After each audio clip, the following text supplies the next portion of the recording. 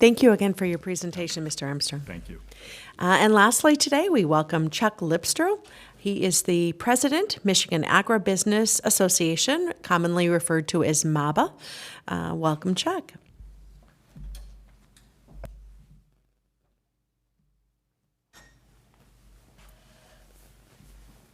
Thank you, Chair Alexander and members of the committee for the opportunity to join you here today on Ag Day at the Capitol. And I'm Chuck Lippstreu. I'm president of the Michigan Agri-Business Association in Lansing. And today, with a brief presentation, my goal is to add a little bit of detail to some of the businesses that surround the farm and work with our Michigan farmers across the diverse crops and commodities they grow to be successful every year, as well as all of the professional services and ancillary industries that we need to have a successful agricultural sector here in Michigan.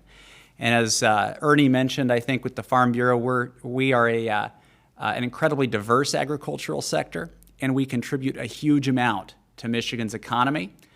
By some measures, the second largest driver of Michigan's economy, and that's thanks to our farmers and also thanks to the businesses that support them. So we'll go through just a few slides here. Our association, for those who don't know, is almost 120 years old. We were founded in 1903 as the Michigan Grain Dealers Association, and over time we've grown to encompass, again, virtually every segment of business that might work with a farmer to help them get their job done, or do something on the agricultural value chain to help Michigan agriculture be successful. And we represent all of those interests as a trade association. We also want to be a resource for all of you. I've had the chance in this legislature to meet with most of you, or have plans to meet with many of you to talk about what we do and some of our priorities. But certainly one of the key things that we want to do at Michigan Agribusiness is be a resource for all of you on Michigan's agriculture sector, and especially our member businesses.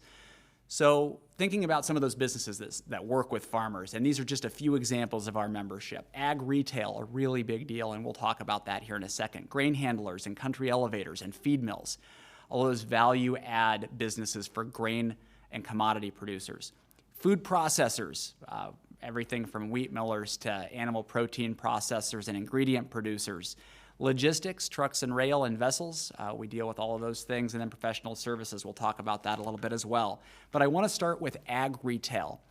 These are rural businesses located in communities across your districts and across our state that work every day with farmers to help them get the job done. First and foremost, they are, of course, a retailer to the farmer, so they procure and supply the farmer with everything they might need to plant, grow, and harvest a crop, seed, fertilizer, chemistry to protect crops using the latest technology. And importantly, more and more ag retailers are providing agronomic knowledge and consulting and technology. And specifically on the technology part, we're going to be talking about this a ton this year and beyond. Ag retailers and expert agronomists in rural communities are working hand in hand with farmers to deploy incredibly advanced technology. Imaging, computer modeling, and precision agriculture like we've never really seen it before. So we're not just focused on profit potential, which is really important. We're also thinking about stewardship. We're thinking about how do we make sure we safeguard the air, land, and water for future generations, maybe even more so than we have in the past, and generate some new value on farms. It's an incredible proposition for ag retailers, and you'll hear me talk a lot about that as we interact over time. One specific part of the ag retail equation that I want to be sure to call out for everybody is the Certified Crop Advisor program that we lead at the Agri-Business Association that includes more than 300 certified crop advisors. These are individuals working for our ag retail members across Michigan. Those are the crop advisors that are going out into the field, working with the farmer, taking a look field by field and acre by acre at their operation and offering some expert insights and analysis on again, how they can maximize their profitability, their production, and also their stewardship long term, a major priority for Michigan farmers. We do that in partnership with the American Society of Agronomy through its Certified Crop Advisor program. Those crop advisors, this is one of my favorite things to talk about. They are not just pros at what they do, carrying sort of top of the line credentials, but they are the trusted advisor for the farmer out there. 7 in 10 farmers turn to their crop advisor or their agronomist for the final decisions on their crop inputs, on their business plan for the year, and how they're going to manage every field on their operation. So those ag retailers that you drive by in rural communities play a huge role in fueling agriculture's success. Once we're able to grow crops, especially our commodity crops in Michigan that make up a very substantial portion of the success of our ag system, our country elevators, our grain handlers play a really important role in helping farmers to store and market and get their products to markets around the globe. They handle an ever more complex patchwork of logistics and shipping challenges that you may have read about in the press here even the last couple of months. And they work with farmers to make sure that they have an opportunity, again, to reach as many markets as possible. So grain elevators are a major part of our membership at MABA.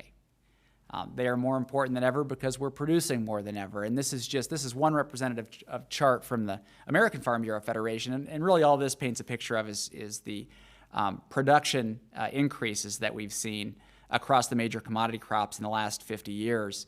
In many segments of agriculture, we continue to see production increase exponentially by the decade. That's driven primarily by technology and improved methods, not by expanded acreage so much as an ability to grow more on the land that we have. And agronomists and the whole agribusiness network are really important in terms of helping farmers achieve that.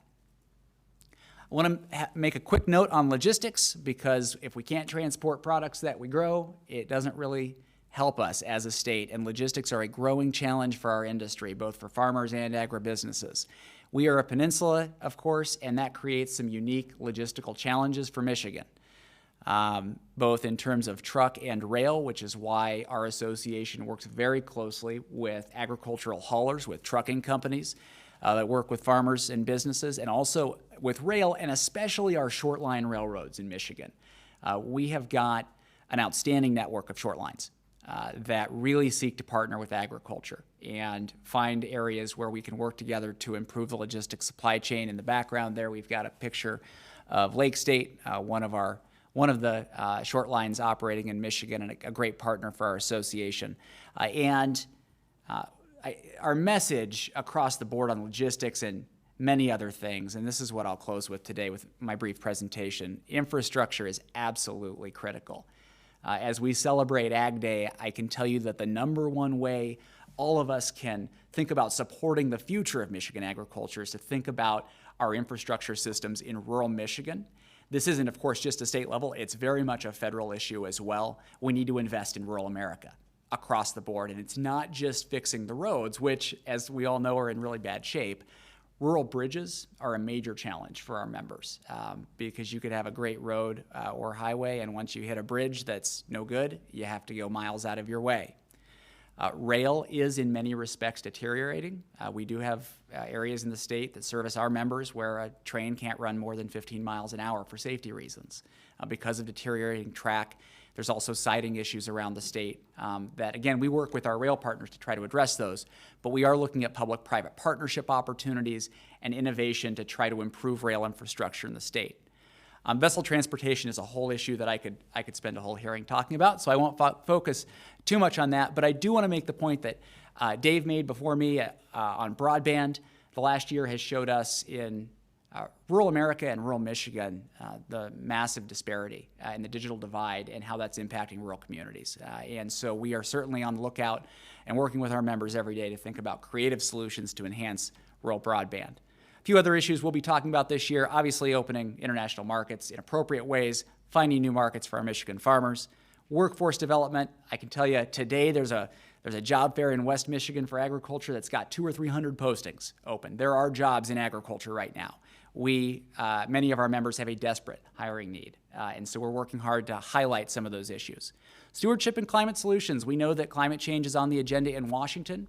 Michigan agriculture has been a longtime steward of the air, land, and water. We have solutions in this area. There is a willingness to work together and to partner with state and federal leaders on climate solutions, and I think there is some value to be added on farms and in the agribusiness supply chain on climate change. And my message overall as we think about some of those things is we will reach out to everybody and anybody involved in some of those discussions. We want to form non-traditional partnerships, and agriculture needs to be at the table, including sometimes with those that we don't agree with on everything, and we're going to strive to have those discussions and make sure that Michigan Ag continues to lead just as we have for many decades. So with that, I'd like to say thank you to everybody for the opportunity to present on behalf of Michigan's agribusinesses.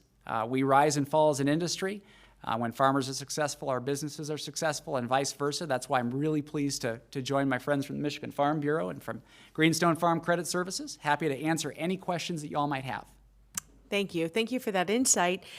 Something that I've been hearing out in the field from farmers regarding a shortage of specifically the product 2,4-D. So if we were to look at any chemicals, fertilizers, because of the fact that so many businesses were shut down, production businesses were shut down, providing these products that are needed for planting season and growing season, are you hearing anything of similar natures in regarding shortages in that supply chain? Thank you for the question. So across the board in terms of agricultural inputs, I think there's two things to consider. The first is we are in the very heart of the spring planting season, or we're just starting to ramp up. This is the time every year where we'll always hear some reports, some years more than others, of supply shortages across any number of crop inputs, whether that's chemistry, whether it's fertilizer.